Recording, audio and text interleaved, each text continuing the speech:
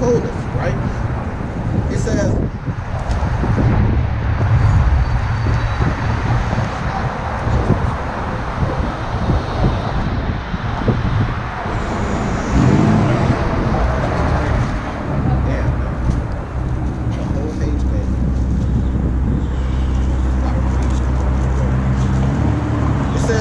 to them that are with child, and to them that give suck in those days.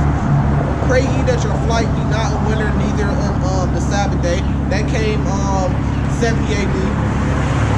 It says, for then shall be great tribulation, such as was not since the beginning of the world. So we're talking about the day of the Lord is great fierce wrath, right? So this is what's going to happen. In the of the world to this time, no nor ever should be. We read about that in Daniel chapter 12 too. It says, except those days should be shortened, there shall no flesh be saved. But for the elect's sake, those days shall be shortened. So for the elect's sake, man, because I mean it's long suffering. You know, we're long suffering, but the Lord says for the elect's sake, He's going to shorten these days for us, man, because all hell or no flesh will be saved. It says, then if any man should say unto you, lo, here is a Mashiach, or there, believe it not. Because we know how the Lord is coming back. Revelation chapter 1 tells us exactly how the day of the Lord is gonna go down. It says, and there shall arise false Christs and false prophets, and shall show great signs and wonders, and so much that if it was possible, they should deceive the very elect. They can't deceive us. We know what the mark of the beast is. We know that it's not a religion. We know that it's a microchip. They can't deceive us. The Pentagon try to come out, you know, they try to come out with some new liquid with a little green thing in it, with a little chip in it, and say, look, it's to detect different things.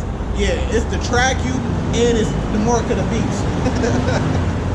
It says, behold, I had told you before, where if they shall say unto you, behold, he is in the desert, go not forth. Project Bluebeam, look that up. Behold, he is in secret chambers, believe it not. For as lightning cometh out the east and shineth even into the west, so shall also the coming of the Son of Man be. So just like Revelation 1 says, he cometh with the clouds. He's coming back with a whole bunch of chariots. You can't miss it. You can't miss it. It says, for wheresoever the carcass is, there will be eagles gathered together. Immediately after tribulation of those days shall the sun be darkened, and the moon shall not give her light, and the stars shall fall from heaven, and the powers of heaven shall be shaken. The stars falling from heaven is talking about those nuclear missiles, and that's what's going to darken the sun and the moon, because of the radiation and all the debris and all the mushroom clouds that's going to go up into the sky. All the smoke that's going to go into the sky is going to block out. It's going to block out the sun. It's going to block out the moon. That's why they're going to be darkened. Because when the missiles come down, mushroom clouds go up, and debris and all type of smoke go up into the skies. And they say that smoke is radiation smoke, and they say it could circulate the planet like 3-4 times, destroying stuff, destroying crops. And I mean, if you take out the moon and the sun and you darken the moon and the sun, then nothing's going to grow, and there you have a famine. It says, and the powers of the heavens should be shaken, because when they come down, they blow up. It's a gigantic explosion, and there's earthquakes. There's a what they call it? They call it something like a wind blast or something like that, a shock effect or something like that. It says, and then shall appear the sign of the Son of the Man in heaven. So then, after those nuclear weapons are shot off and things are destroyed, then you're going to see the Lord coming back from the heavens, from the skies.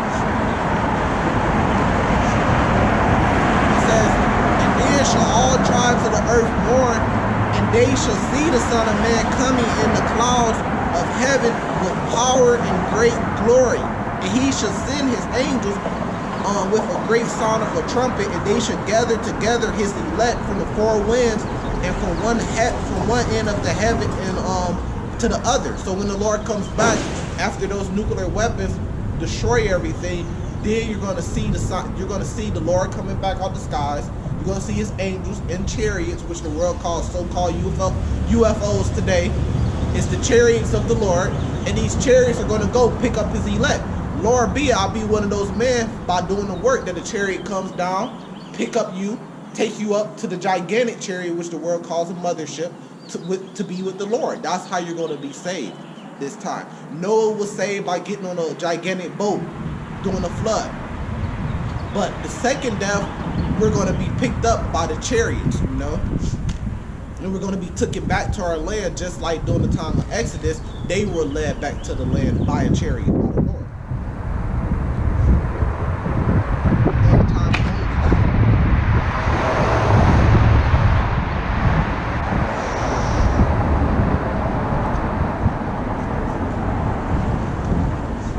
Man, it gets so windy.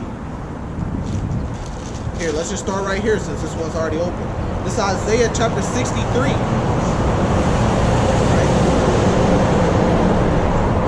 It says, who is this that cometh from Edom with dyed garments? So who's coming from America with dyed garments? What's the symbolization of him having dyed garments? It's blood on his garments. From all the destruction, from all the death. It's a parable. Is the Lord literally going to come down and get blood, the blood of these heathens on his garment? No, it's a parable. But it just means that there's going to be a lot of blood spilled. It says, from Bozrah. It says, this day is glorious, and this that is glorious in his apparel. Traveling because he's coming back with great power. Traveling in the greatness of his strength. That I speak in righteousness, mighty to save. So the Lord is coming back. The Lord is the only one mighty enough to save. The so-called Negroes, Hispanics, Native Americans, which are the true Israelites in the Bible. The true people of the Lord. It says, verse 2. Wherefore are thy red and thy garments? So it's like a question. It's like, why are you red in your garment? Why is there so much blood? It says, and thy garments like him that treadeth the wine fat. So if you got a garment on and you're treading the wine fat, all that's gonna die. It's gonna dye your garment. Your garment, if it's red, your garment's gonna be completely red. Looks like it's nothing but blood splatter over it. It says, I have trodden down the winepress alone, and of the people there was none with me. I will tread them in my anger and trample them in my fury. Right? And it says, in their blood, how you doing, brother? How you doing? It says, in their blood shall be sprinkled upon thy garments, and I will stain my raiment. So the Lord says he's going to sprinkle blood upon his garments. There's going to be blood sprinkled upon the Lord's garments. So does that sound like the Lord is coming back to play games? To have peace? He's coming back to destroy, kill, slaughter. I mean, just say the Bible. It's in the Bible. That's why I'm not out here with no Bible in my hand, just speaking my own words of what I think is going to happen. I'm out here with a Bible in my hand, going from Old Testament, New Testament, precept upon precept, reading it. It says, for the day of vengeance. So wait, the Lord has a day of vengeance? See, this is why we say the day of the Lord is great wrath. I got to start coming at a different time, because even though this is lunchtime when everybody's out and everybody can hear the word, it's so busy that there's so many cars that's coming by. So back in that, it says, verse 4, Isaiah 63, verse 4. It says, for the day of vengeance is in my heart. So the Lord has a day of vengeance, does say the Bible, that's in his heart. It says, and the year of my redeem is to come. So the Lord has a day that he wants to redeem his people, and he has a day of vengeance in his heart. Does say the Bible. It says, I looked and there was none to help. I wondered, there was none to uphold. Therefore my arm brought salvation into me, and my fury upheld me. So the Lord is going to be that salvation. That's what his name goes into. That's why also the name is important. That's why also the name is so important. Here, let me see. Let me my chart together. I gotta get a stand. I gotta order one. This is Isaiah chapter 34. People can't believe that the Lord got a day of vengeance. They ain't never heard that truth, man. And that's why we're out here. We're the ones out here giving them this truth, man. We giving them all we got. We gotta give them all we got, man. We gotta be out here. We gotta labor hard, man. Even if you a brother like me, you in the town, you gotta get out there by yourself, man. You gotta go study. You gotta go watch the Apostles page, learn the breakdowns, study, continue studying, reading, take notes. I got a whole notebook with a whole bunch of notes in it. Look, I got pages falling off the Bible because I didn't use Matthew 24 so much. You got to do that, man. And you got to get out here and give it all you got, man.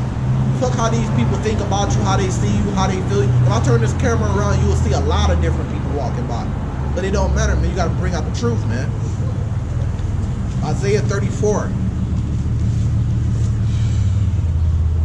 Verse 4. And all the hosts of heaven should be dissolved, and the heavens shall be rolled together as a scroll. How do you get the hosts of heavens dissolved and the heavens rolled together as a scroll? This is throughout the whole Bible. That's by newts and mushroom clouds that come from it. It says all the hosts shall fall down, and the leaf falleth off from the vine, and as a falling fig from the fig tree. So with all this, with these nuclear weapons, because you got to be able to break this down about what this is saying.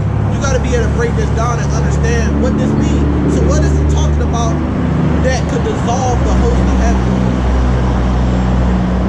And that could roll together the clouds. What could do that? You know, it's nuclear weapons. It says, for my sword should be bathed in heaven. So how is the Lord's sword bathed in heaven?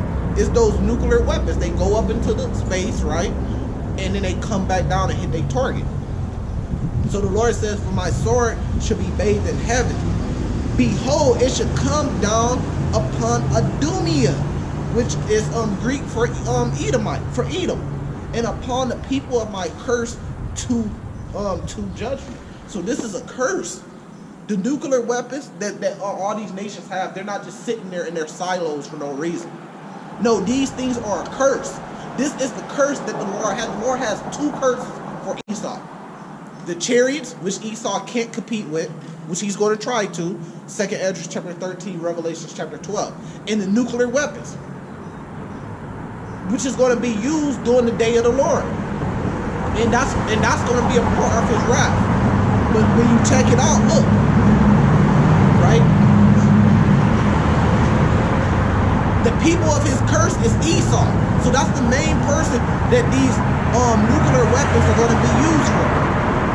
It says, behold, we got to just slow that down, man. That's why I'm kind of harping over, because we got to slow that down. It says, for my sword should be bathed in heaven. The nuclear weapons are going to go to heaven. They're going to be bathed in heaven, and they should come down upon Adumia.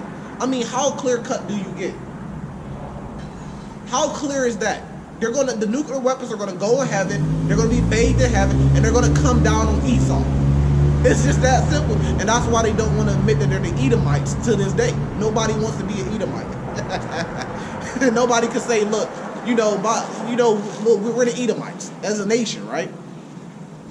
It says, for the sword of the Lord is filled with blood, and is made fat as fatness, and with the blood of lambs and goats, with the fatness of the kidneys of rams.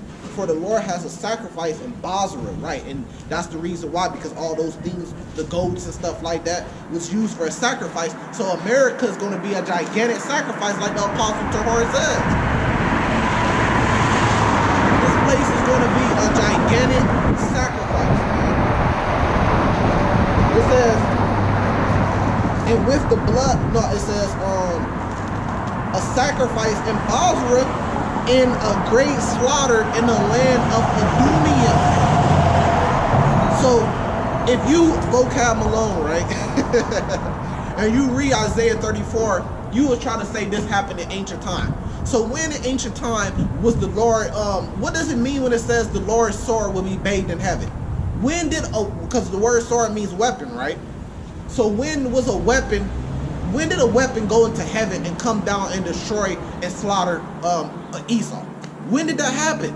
We seen fire and brimstone on Sodom and Gomorrah. We seen that, but when did a weapon, because it says sword, when did a weapon go into heaven and come down on Adumia?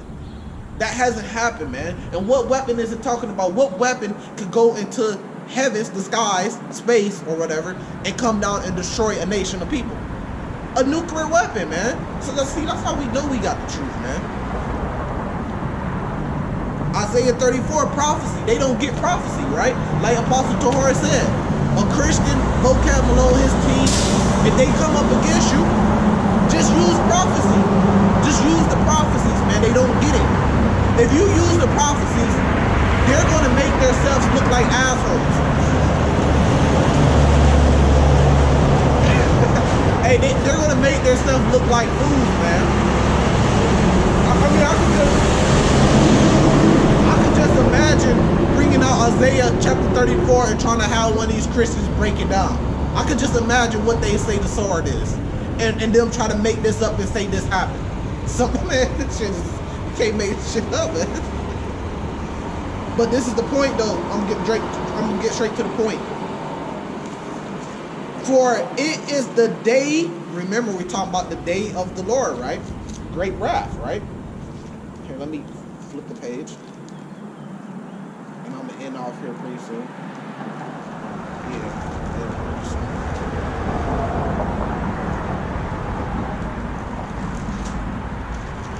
For it is the day of the Lord's vengeance.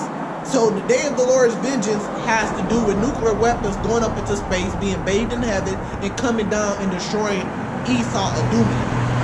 The day of the Lord's vengeance and the year of recompense for the controversy of Zion.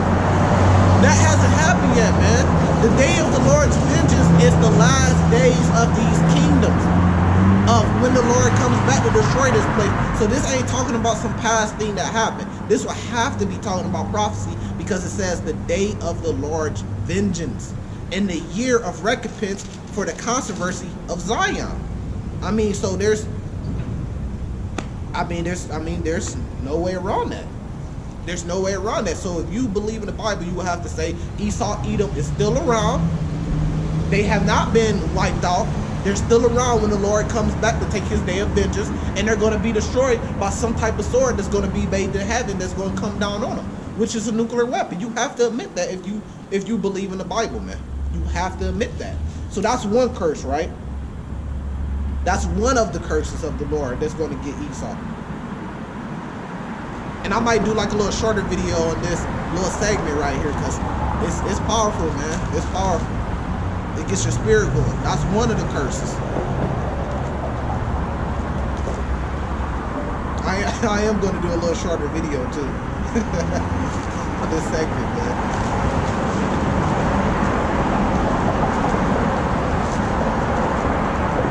I'm gonna put together something too. I got something. If I can get this page open, man. Hey. We're gonna leave it off right here. You might get another one. Whatever the spirit wants us to do. This is the second curse of Esau. Number one, number two, 1A, 1AB, it don't matter. But this is another curse of Esau. It says, then I turned and lifted up my eyes and looked, and behold, a flying robe. And he said unto me, which is a so-called UFO today, because there was no planes, there was no helicopters during the time of Zechariah. It says, what seest thou? And I answer, I see a flying rope. The length thereof is 20 cubits, and the breadth thereof is 10 cubits. Then said he unto me, this is the curse that goeth forth over the face of the whole earth. For everyone that stealeth, did Esau steal America? Shall be cut off, as on this side according to it, and everyone that sweareth shall be cut off as on this side according to it. So that's another curse, and that's why Esau is so fascinated with the chariots, because he knows. But he want to tell you it's little gray aliens and little green, tall, gray aliens and stuff like that, because he's really afraid of those things, because he know he ain't got no power to match that. It's nothing that he can do against it. So he's kind of afraid of those things, man. That's why, and he knows that that's going to be his curse, because that's what's going to come back and take out his Air Force. And once you take out his Air Force and you take out his army, what else do we have but to go into slavery? or this right here. Because like it said in man, I gotta just say Tawada Yahweh Bahashim Yahweh Shai Bahashim Kakadash, put the spirit, the breakdowns. And you got to give double honors to the apostles, you know, because we learned a lot of these breakdowns from the apostles. Now, it said in Zechariah 5, this is the curse that goes off and cut off everybody who steals, right? This is Obadiah chapter 1, verse 9. And thy mighty man, O Teman, should be dismayed to the end that every one out of the mount of Esau may be cut off by slaughter. See? And they're going to be cut off by slaughter. And then we go back to Zechariah chapter 5, says this is the curse that cutteth off everybody that steals. So what did Esau do? For thy violence against thy brother Jacob, did he still put us into slavery? Man, shame should cover thee, and thou should be cut off forever. Man, that's fire. I'm just gonna jump straight to the verse 18. It says, but the house of Jacob shall be a fire, and the house of Joseph a flame. The house of Esau for stumble, and they shall kindle in them and devour them. And there shall not be any remaining of the house of Esau, for the Lord has spoken it. So the day of the Lord is the day of wrath for the 2/3 of Israel and all the other nations, but it's the worst day out of every nation for Esau, because he's going to be completely destroyed, and America is going to be completely destroyed. So hopefully this has been edifying. With that, I'm going to say salvation to the elect, shalom, and I'm going to give all praises to Yahweh, Bahashem, Yahweh Shai, Bahashem, Rakakadash. Double honors to the apostles of Great Millstone. Peace, blessings, and honors to all the brothers in this truth.